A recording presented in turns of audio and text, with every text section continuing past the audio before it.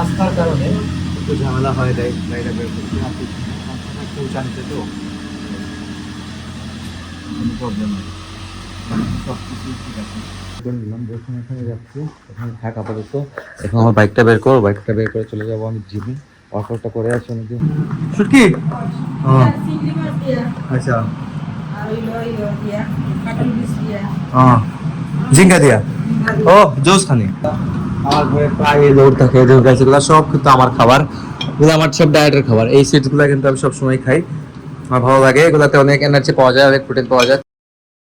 Hello everyone, good morning, welcome to my new blog. কেমন আছেন সবাই? আই হোপ সবাই ভালো আছেন, আমি ভালো আছি। তো সকাল সকাল উঠে পড়লাম, যাবো ওয়ার্কআউট করতে। আজ অনেকদিন পর যাচ্ছি, কারণ আপনারা জানেন লাস্ট 2 উইক আমি ওয়ার্কআউট করতে পারি নাই, জিম যেতে পারি নাই, অনেক ঝামেলায় ছিলাম, ব্যস্ত ছিলাম।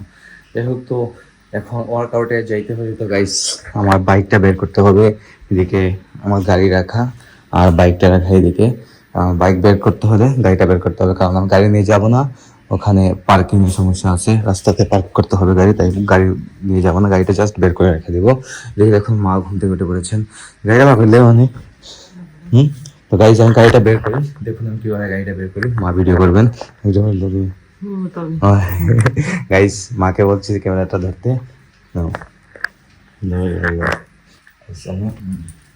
এই হচ্ছে গাইস আমার গাড়ির চাবি।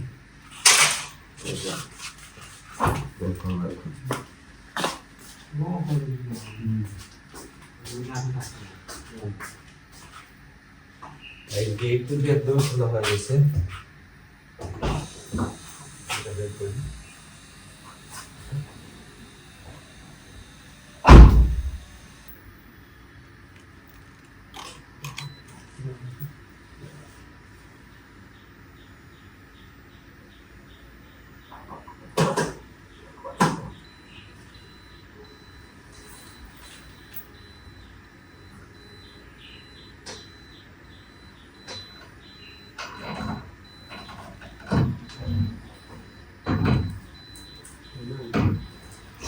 দিকে বাম সাইডে লাগেনি, সেই কোন দিকে সাইড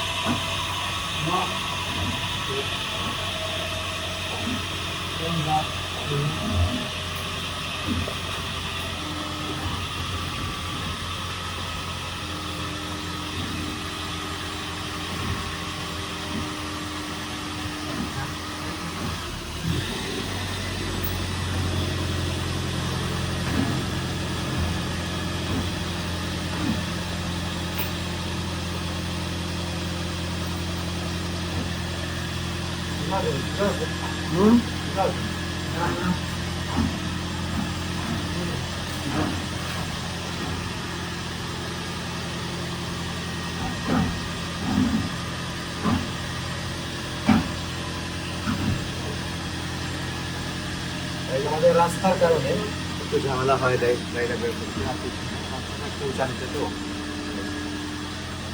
কোনো প্রবলেম নেই, সব কিছু ঠিক আছে।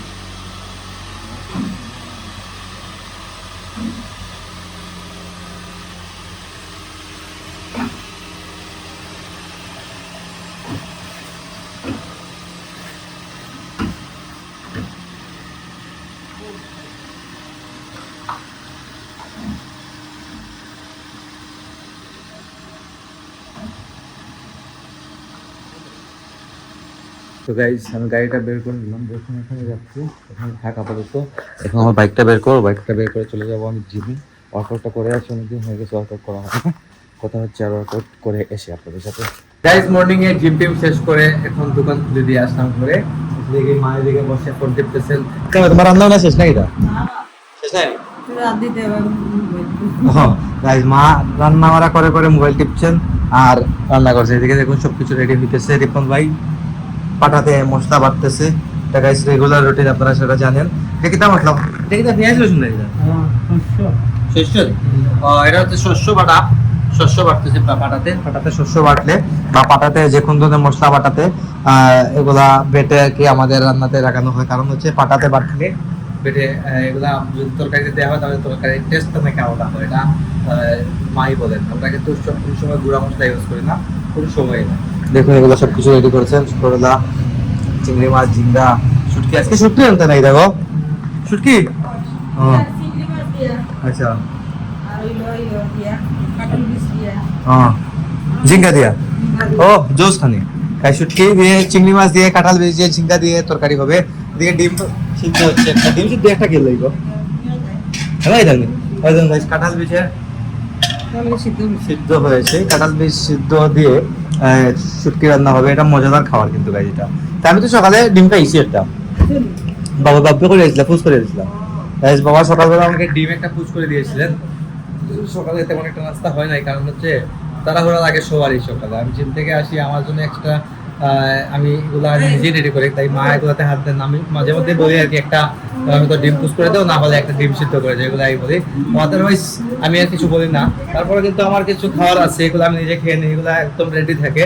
কিছু সিডস আছে, সিডসগুলো আমি সবসময় খাই, দেখাই আপনাদেরকে। এগুলো আমার ঘরে প্রায় লোড থাকে, এদের কাছে এগুলো সব কিন্তু আমার খাবার, এগুলো আমার সব ডায়েটের খাবার। এই সিডসগুলো কিন্তু আমি সবসময় খাই, আমার ভালো লাগে। এগুলাতে অনেক এনার্জি পাওয়া যায়, অনেক প্রোটিন পাওয়া যায়। তো এগুলো সবই গাইজ আমার খাবার, কফি থেকে শুরু করে লং, চিয়া সিড, কিশমিশ, তারপরে অনেকগুলো চানা থেকে শুরু করে বাদাম সবগুলো আছে, ওয়ে প্রোটিন সব কিছু কিন্তু গাইজ আমার এখানে থাকে, লোড করা থাকে।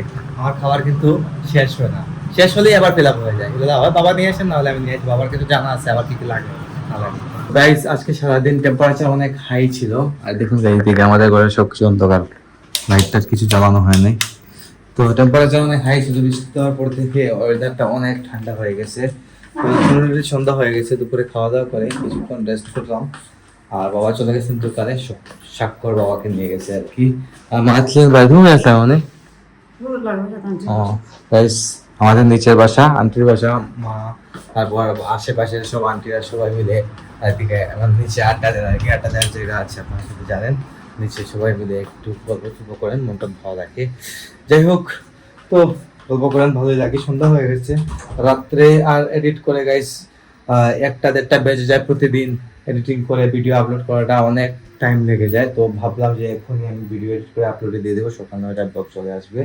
আর আজকে ব্লগটা বাড়াচ্ছি না, এখানে এন্ড করে দিচ্ছি। আপনারা আমাকে ফলো করতে চাইলে আমার ফেসবুক ইনস্টাগ্রামে ফলো করতে পারেন। আমার ফেসবুক ইনস্টাগ্রাম লিঙ্ক নিচে ডেসক্রিপশনে পেয়ে যাবেন। এন্ড আই হোপ আজকে ভিডিওটা আপনাদের ভালো লেগেছে। ভিডিওটি ভালো লাগলে অবশ্যই লাইক করবেন, কমেন্ট করবেন, শেয়ার করবেন, এবং চ্যানেল নতুন হয়ে থাকলে সাবস্ক্রাইব করে আমাকে সাপোর্ট করবেন। তো দেখা হচ্ছে নেক্সট ভিডিওতে, ততক্ষণ ভালো থাকুন, সুস্থ থাকুন। Thank you so much for watching.